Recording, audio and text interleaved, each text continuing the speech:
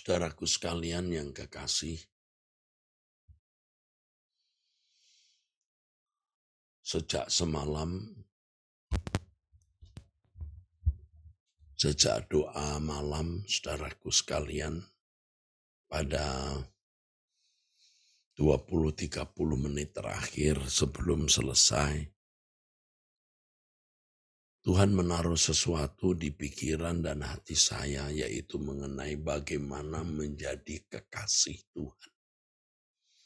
Tentu hal itu tidak saya persiapkan, saudaraku. Artinya saya membawa khotbah atau renungan singkat di doa semalam itu tidak saya persiapkan.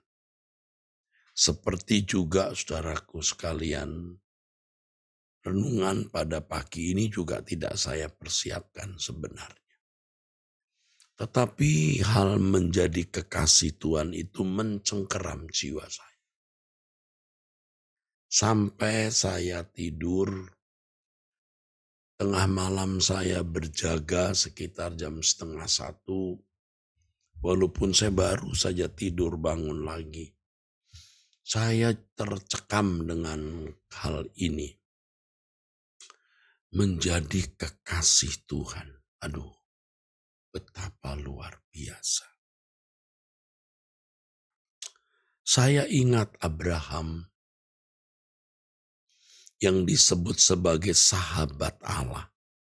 Tentu juga kekasih Allah. Ayub, Nuh, Yusuf, Daniel, Daud sendiri yang juga tidak sedikit salahnya.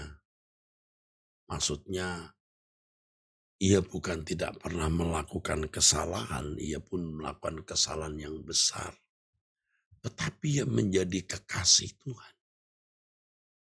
Orang-orang percaya di abad mula-mula juga kekasih Tuhan yang rela menderita demi imannya. Sehingga Tuhan Yesus berkata kepada Saulus, Saulus, mengapa engkau aniaya aku? Mereka kekasih Allah. Apalagi Tuhan Yesus anak tunggal Bapa, kekasih Bapa. Kita masih memiliki kesempatan, saudara, untuk menjadi kekasih Tuhan. Dan ini satu hal yang besar, yang luar biasa, yang dahsyat. Lebih dari segala sesuatu, saudara. Lebih dari menjadi seorang menteri. Jadi kalau suatu hari ada telepon dari istana lalu mengatakan, Anda mau dijadikan menteri. Wow, berita apa itu? Bisa menjadi berita yang menggembirakan, saudara. Ya, saudaraku. Tetapi juga belum tentu menggembirakan bagi mereka yang memiliki kecintaan terhadap tanah air, itu beban, saudara. Selain kehormatan juga beban. Nah, sekarang kita menjadi kekasih Tuhan. Tuhan mengingatkan kita seperti telepon. Nak, kamu itu bisa loh menjadi kekasih Tuhan. Wah, ini berita yang sangat menggembirakan, sangat baik. Walaupun tentu tidak mudah menjadi kekasih Tuhan. Tetapi tidak ada hal yang lebih mulia, lebih agung, lebih terhormat daripada menjadi kekasih Tuhan. Nah, itulah sebabnya saudara, saya mengajak saudara-saudara untuk bersama-sama dengan saya berkomitmen menjadi kekasih Tuhan. Kita tidak perlu merengek-rengek, minta tolong untuk satu hal, dua hal, dan lain sebagainya. Kalau kita menjadi kekasih Tuhan, Tuhan pasti pedulikan semua kebutuhan kita. Tuhan juga pasti akan melindungi kita dari segala ancaman. Ancaman-ancaman dalam hidup kita. Dari kuasa gelap itu yang pertama. Dari diri kita sendiri, kedagingan kita yang bisa membinasakan kita. Dari pengaruh dunia kita yang jahat. dari bencana dan malapetaka, dan dari orang-orang yang bermaksud jahat terhadap saudara. Pasti Tuhan melindungi kalau kita menjadi kekasih Tuhan. Dan luar biasa saudaraku, orang-orang yang kita kasih juga dikasihi Tuhan. Jadi kita bisa melindungi orang-orang yang kita kasihi dengan cara kita menjadi kekasih Tuhan, saudara. Kalau kita menatap pasangan hidup kita, anak kita, menantu, cucu, dan lain sebagainya, teman, sahabat, kekasih-kasih kita, bagaimana bisa melindungi mereka? Kita menjadi kekasih Tuhan. Bisa mencuri hati Tuhan. Saudara, mari kita berlomba untuk ini. Seperti ayat firman Tuhan di Mazmur pasal 42 ayat yang kelima. Inilah yang hendak ku ingat. Sementara jiwaku gundah gulana, bagaimana aku berjalan maju dalam kepadatan manusia, mendahului mereka ke rumah Allah dengan sorak-sorai dan nyanyian syukur dalam keramaian orang-orang yang mengadakan perayaan. Ini ayat yang menjadi kesukaan saya juga sejak saya muda. Aku mau mendahului mereka mencari Tuhan. Aku mau mendahului mereka menemukan Tuhan dan menjadi kekasih Tuhan. Sungguh ini ayat yang termasuk menjadi favorit.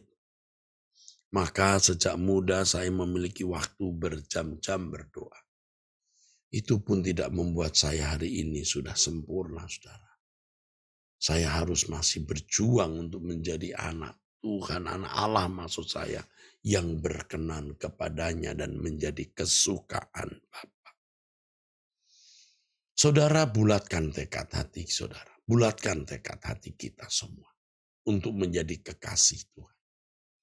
Nah, harga untuk menjadi kekasih Tuhan adalah kita tidak boleh memiliki kekasih lain. Kalau kehidupan bangsa Israel, maksud saya dalam kehidupan bangsa Israel di perjanjian lama. Firman mengatakan jangan ada padamu Allah lain di hadapanku. Itu cukup. Mereka tidak menyembah dewa-dewa, tidak menyembah berhala-berhala yang disembah oleh orang-orang Kanaan. Tetapi saudaraku sekalian, bagi kita orang percaya tidak cukup. Kalau hanya tidak ke dukun, kita tidak punya jimat, tidak menyembah dewa ilah-ilah lain, belum cukup. Belum cukup. Kita harus menanggalkan semua keterikatan kita, ketertarikan kita kepada apapun dan siapapun. Nah ini jadi tidak wajar, jadi aneh. Dianggap berlebihan. Tetapi saya tidak bisa mengatakan yang lain, kita lakukan ini. Ini perjuangan kita, saudaraku. Saya seperti saudara juga memiliki ketertarikan kepada sesuatu. Dan ikatan-ikatan kepada sesuatu bisa. Tapi kita memilih menjadikan Tuhan Allah Bapa kita, kekasih kita. Kita memilih Tuhan Yesus, memilih Allah Bapa sebagai kekasih kita. Dan kita mohon belas kasihan Tuhan, mohon anugerah Tuhan untuk bisa menjadi kekasih Tuhan. Bisa, jangan minta yang lain dulu saudara. Yuk kita gumuli hal ini. Kalau kita percaya Allah itu nyata, Allah itu hidup, Allah itu ada. Dia Allah yang berperasaan dan bisa merasakan apakah kita serius mengasihi, mencintai dia. Dan mau menjadi kekasihnya atau tidak. Bapa tahu. Jangan main-main. Allah Bapa tahu apakah kita sungguh-sungguh serius atau tidak. Pacu diri kita masing-masing untuk menjadi kekasih Tuhan.